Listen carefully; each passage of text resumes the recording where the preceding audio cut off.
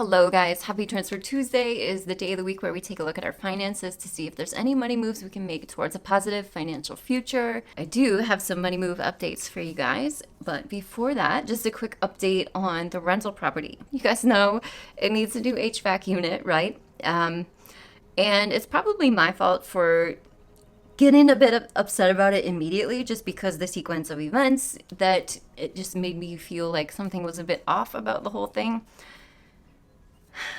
I don't know, a couple weeks back, I guess that was. So we're not going to rehash it, but anyway, it's fine. I have been dealing with my frustrations with the property management team, and after so many phone calls with them last week, asking where my rent is and reviewing my lease. Rent is supposed to be paid by the third day of the month every single month, or there's supposed to be a $50 late charge. That's my bad for letting that slip for far too long. I've received rent on time 3 months out of the last. How long has she lived there? Since January 2022, which is not the tenant's fault. She is a housing assistance program tenant, and it is 100% paid for by housing assistance.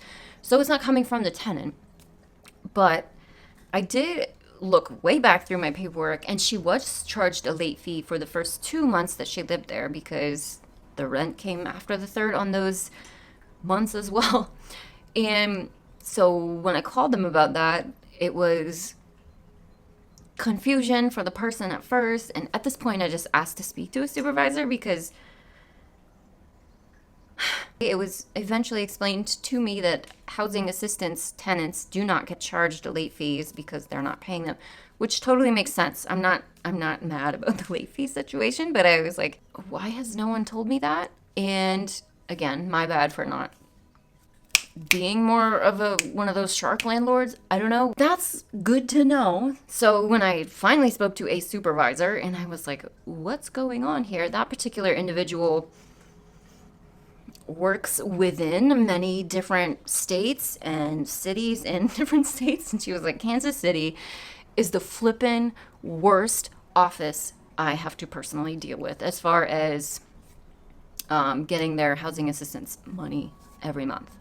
And I finally got rent yesterday on the 26th of the month. So she was like, I'm sorry, we can't even get through to them on the phone when we have questions. It is a complete shit show. Essentially, there's no point barking up that tree because it's not going to get me anywhere. So nothing I can do about getting rent late and not getting a late fee for late rent.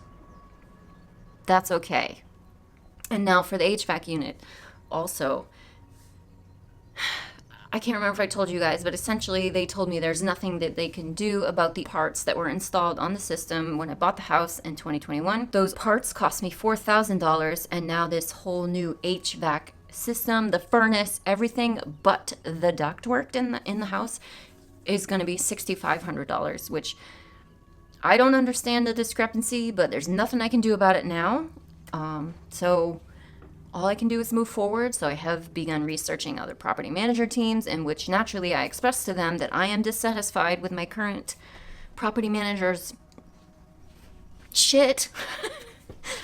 Whatever I'm trying to say. I'm just dissatisfied with my service from them. So naturally, once I said that, they're like, okay, we're going to escalate this case for you. There'll be someone higher up reaching out. And they did. And it was the guy that I had worked with originally when they bought the house. And he was super nice and whatever. That's great. But he reached out and he's like, I'm sorry, I'm having frustration. And I said, part of the frustration is my fault for not questioning things harder in the beginning and really looking into what components of the HVAC system were replaced, because I'm an HVAC idiot. I don't know anything about none of that. So I said that's my bad. That's on me. However, I am disappointed that no one explained to me about the late rent situation when it comes to housing assistance. And there's not even a damn clause in the lease contract to capture that kind of information, which is also something I find really fucked up. And again, that's on me. So next tenant, I, first of all, am probably not going to do any more housing assistance tenants. But we'll see. So back to the HVAC unit. When I first griped about this situation, and I don't know if it was last week's video or 2 weeks ago, but a lot of you commented on it, were like, oh my god, this is why I was thinking about investing in real estate, but now I'll never do it. This scares me, blah blah, blah. And I get it, but it's really important to keep things in perspective, right? You guys, you don't buy a $40,000 house and expect to not have to replace things.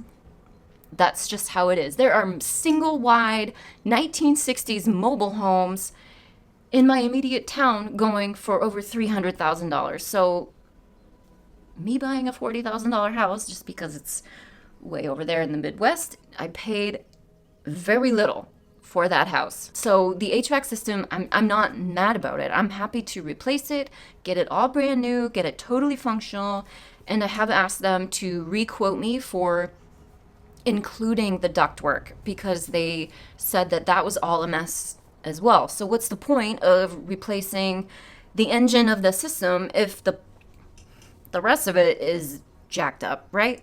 It doesn't make any sense. If I'm replacing one thing, the guys are there, they're in it, they're doing the work, they might as well make the entire HVAC system fully functional, new, proper, whatever, to code. So it's going to be more than $6,500, I'm guessing. If they come back with a real crazy quote for the ductwork as well, I may put that on the back burner for a minute, but I doubt it. I'd rather just get it done, and so I know that it's right, and I know that the tenant's comfortable. This HVAC replacement is not anything that's going to deter me from real estate investing going forward, okay? It's a little house with little issues. That's why we started small. It is property number one. We are cutting our teeth, figuring things out, learning what to pay closer attention to and harder scrutinize. It's all a learning process, you guys. I'm just sharing that learning process with you. So we're getting the tenant's HVAC going. My transfers this week, even though it was a pay week, are not that great. Because why? I had to buy myself an air conditioner. And I had mentioned I was going to do that a few months ago, or I would probably have to do that if I was going to stay in this apartment. Working from home with the road noise on this apartment was just not going to be good. And we're still here, and it's hot as hell. I don't know about you guys, but this El Nino business is like, oh my gosh, it is just rain. So muggy, rainy every day. Anyway, girl needing an air conditioner. So my tenant will have nice central air. This homegirl, window unit, because that's how we rock around here. It's New England. I don't think anyone has central air unless your house was built very recently. But that was $330, so that was not cheap. It's okay. All I'm funding at this point is my sinking fund, so it's all good. Gotta buy the big shit sometimes. And in addition to that, I also paid my annual registered agent fee. That is the service that I pay for an agent to act on my behalf over in Missouri, so I don't have to be there. And that's an annual fee that I did budget for in my annual expenses sinking fund, but I did not pull from it just to put it back. I had the money, so I just cash flowed it. So 2 kind of hefty expense items, so I didn't get to transfer a whole lot to the fund bucket. But since we're talking about the fund bucket, last week we left that at $460.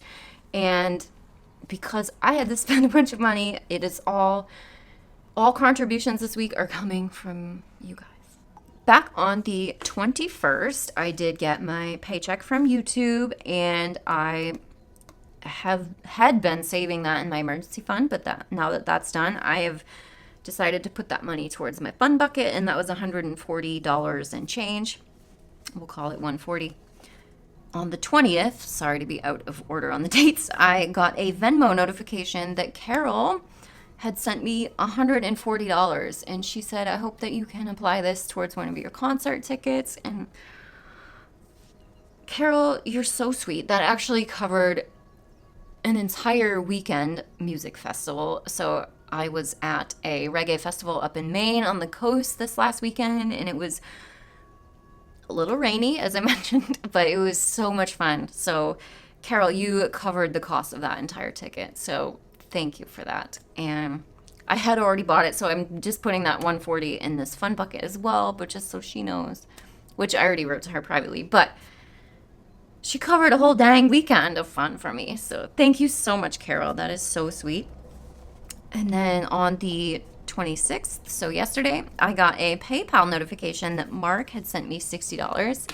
And he was really sweet and said some nice things about my last video, which was very vulnerable for me for sharing. So thank you guys for being so receptive to that and so kind and supportive in the comments. So thank you. But anyway, so yes, he said, I love your videos even more than my favorite programs now too. So thank you so much, Mark. That is so sweet of you. And then he also sent me another $10 and he said, oh, what about a birthday fund? F-U-N-D. So thank you so much, Mark. $70 from you yesterday altogether. But I think I had thought about a birthday sinking fund, but I think I'm just going to leave it all in the fun bucket just so I don't get too many things and I get confused. So just to make things easier, I'm just going to, I think, leave it all in the fun bucket. So that was $460 plus $140 from YouTube, plus $140 from Carol, plus $70 from Mark, brings the fund savings up to $810 altogether, almost halfway there. Thank you to you guys. That's amazing.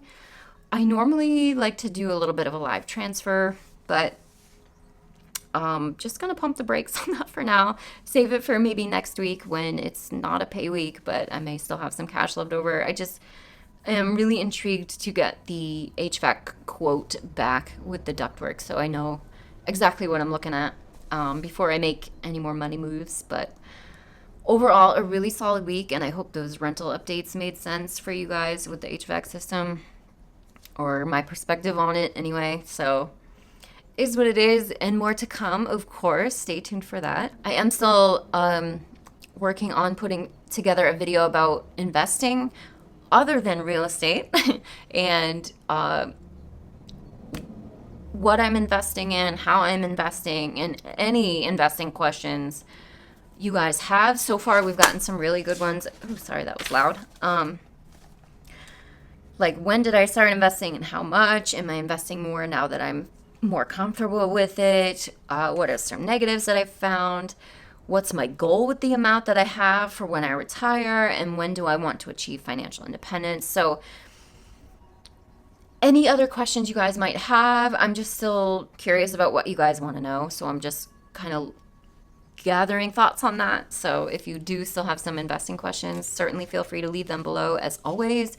And let me know what money moves you guys made towards your financial goals this week. I love to hear about them. Thank you guys so much for watching. Like I said, more updates to come, and I will see you guys in my next video.